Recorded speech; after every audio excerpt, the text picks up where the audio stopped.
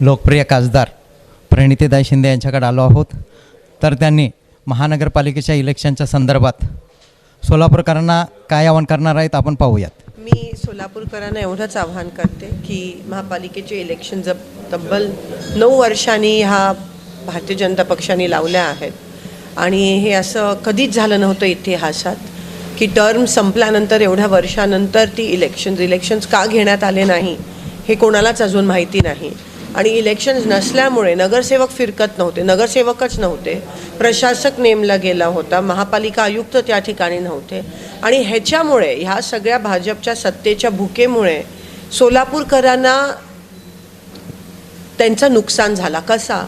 घाणीचं साम्राज्य वाढलं. अजूनही एवढा पाऊस होऊनसुद्धा, साठा होऊनसुद्धा अजूनही 5 दिवसातून एकदा पाणी मिळतं. घाणीचं साम्राज्य वाढलं. रस्त्यात खड्ड्यात रस्ते. स्मार्ट सिटीच्या काममध्ये खूप मोठा भ्रष्टाचार झाला आहे. आणि हे सगळं होत असताना कोणाचं नियंत्रण नसल्यामुळे, जनरल बोर्ड नसल्यामुळे इकडे टेंडर सगळे जे राजकीय नेते आहेत भाजपचे त्यांचे नातेवाईक उचलायला लागलेत.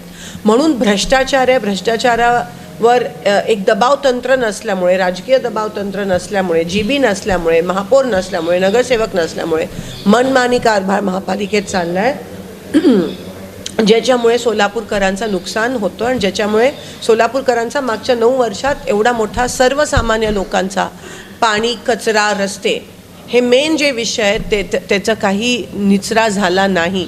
आणि म्हणून हा सगळा पाप हा भाजपने केला आहे. म्हणून मी विनंती करते की येणाऱ्या महापालिका इलेक्शन 15 तारखेला एवढ्या वर्षानंतर आहे.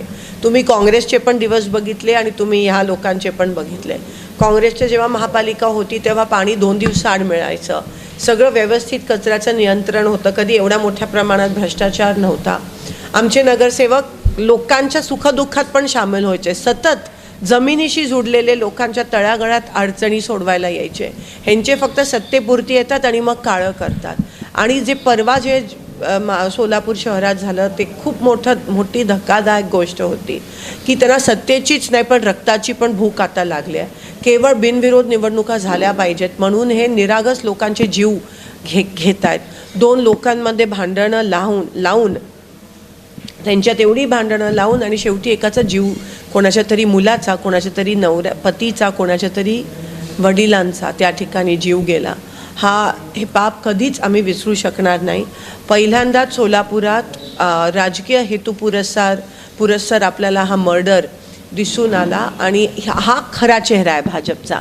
सत्तेसाठी, ते जनतेसाठी नाही आहे, जनतेसाठी आहेत हे दाखवतात, हे शो करतात, पण त्यांचा खरा चेहरा दिसून आला, जो भ्रष्ट आहे, जो खुनी आहे आणि जो फक्त सत्तेसाठी हपापलेला आहे, पैशासाठी आणि सत्तेसाठी.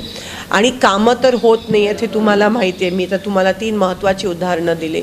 मग महागाईचा विषय असेल जो नॅशनल लेवलचा आहे, भाजी महाग झाली आहे, सिलेंडर महाग झालं आहे, कोणतीही गोष्ट ही नियंत्रणात नाही आहे. अशा वेळेस काँग्रेस तुमच्यासाठी पुन्हा एकदा उतरते, तत्पर आहे आणि तुमची सेवा करण्यासाठी आम्ही वाट पाहतोय.